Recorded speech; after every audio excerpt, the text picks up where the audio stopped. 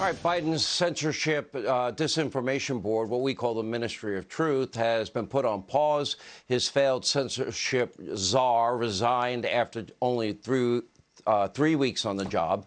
So just like clockwork, she goes right into MSDNC to let everybody know she's the victim here. Really, take a look. All these sensationalist narratives about what the board was, what people thought the board was going to do are completely wrong. It was a coordinating mechanism. It was meant to, make sure that the very large agency that is the Department of Homeland Security, that people were talking to each other within it. It was really overwhelming, Chris. I mean, frankly, I have prided myself over my career of being a really nuanced, reasonable person. To say that I'm just a partisan actor was wildly out of context. And then beyond that, it wasn't just, these mischaracterizations of my work, but it was death threats against my family. All right. Nobody supports a death threat. She herself said Hunter Biden's laptop was disinformation. She said it was a Trump campaign product. That was a lie. She said it was a fairy tale about a laptop repair shop. That was a lie. She pushed the Alpha Bank Russia conspiracy theory. That was a lie. She said critical race theory was a fake issue being seized on by, quote, disinformers. She herself was the biggest purveyor of misinformation, and she went on the biggest network of disinformation to say she's innocent of disinformation. Here to react to that and much more, there's a reason we call him the Great One. He's the host of Life, Liberty, Levin on this news channel every Saturday night, 8 p.m. Sunday night, 8 p.m. Nationally syndicated radio host, my buddy Mark Levin, Great One.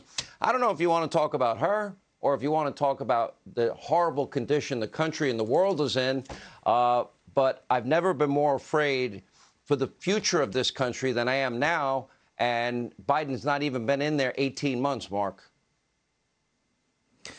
First of all, as for her, the nation will miss such a brilliant, articulate person. I don't know what we'll do without her. This board they were trying to set up, Sean, is nothing new. Woodrow Wilson, who was a racist, segregationist, and of course a Democrat, he set up something like this, and I'm sure Joe Biden would know something about it because he's been all those things through his career too. Wilson issued executive order on April 13, 1917, creating a Committee on Public Information. It was a massive propaganda operation, a massive censorship operation. But I don't think we need her because they have MSNBC, the New York Times, the Washington Post, CNN, and all the rest of the reprobate media out there. So I don't know why they needed to be redundant with some government committee. That's number one. Number two, Joe Biden is a one-man wrecking ball, and he's taken his idiocy to our economy. And the American people need to understand something, and I've said this before. You're living in the United States of the Democrat Party. They control all the elected branches of government. You're seeing what it's like. You're seeing what their promises are like when they're actually put into action. Why is the southern border open? Why is it open like this? What is their purpose? Obviously, to import as many Democrats as they possibly can. That might backfire on them, but that's what they're doing. Why are they spending the way they're spending? They're collapsing the economy with inflation and so forth. They were warned about it, and yet they tell us the more they spend and the more debt you have, it actually fights inflation.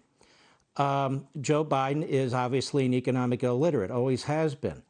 But you can go down issue after issue. They're a trashing of the United States Supreme Court. This is the Democrat Party of America. The attempt to nationalize the voting system to ensure the Democrats always win. Oh, that's a good one. What else? Well, what else do you need to know? Baby formula? I mean, what kind of advanced country can't produce enough baby formula? And he blames it on whom? The private sector. Government regulations. The FDA shut down Abbott. We weren't importing formula from the European Union, which has stricter standards than we do. And it's the private sector's fault. You're seeing power moving from the private sector to the government. This guy's utterly incompetent. Can you imagine if rather than Donald Trump, Joe Biden had been president at the peak of this virus? We wouldn't have had vaccines, we wouldn't have masks, we wouldn't have ventilators, we wouldn't have respirators, we wouldn't have hospital beds, we wouldn't have anything. He'd be busy blaming the Republicans for the virus. I mean, he blamed Trump for every single death that occurred as a result of the virus. Here's the bottom line. This American Marxism cannot work. It does not work. These are people who've never really done anything in the private sector with their lives. They haven't created anything. They haven't built anything. They live in their own bubble. This is a horrific ideology that is alien to the United States. And if they had had luck in passing that Build Back Better nonsense, we'd be in the hole another $5 to $6 trillion. We'd be facing a depression today. And by the way, we're in a recession. I don't care what the economists say. I see it. We're in a recession. And if this is handled badly, we're going to be in a depression. The stock market has hit 1932 levels. Interest rates are hitting soon double digits.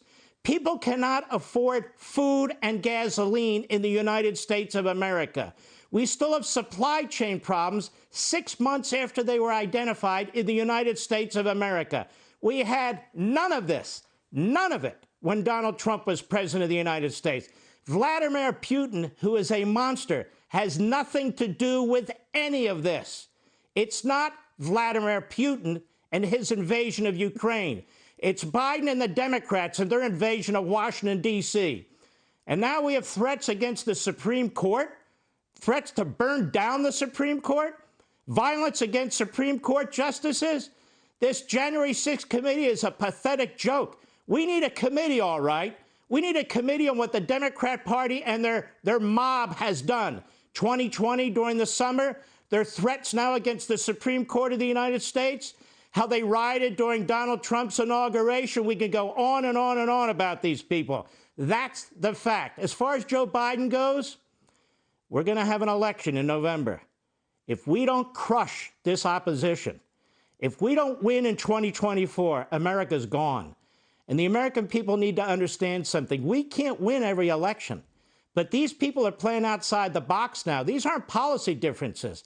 This is a choice about whether you love America or hate America. You can't think of a single thing that Joe Biden and the Democrat Party have said that's positive about our founding documents, our principles, and the American people, all of us, red-blooded regardless of our color and race. They always put us down. That's it. Hey, Sean Hannity here. Hey, click here to subscribe to Fox News YouTube page and catch our hottest interviews and most compelling analysis. You will not get it anywhere else.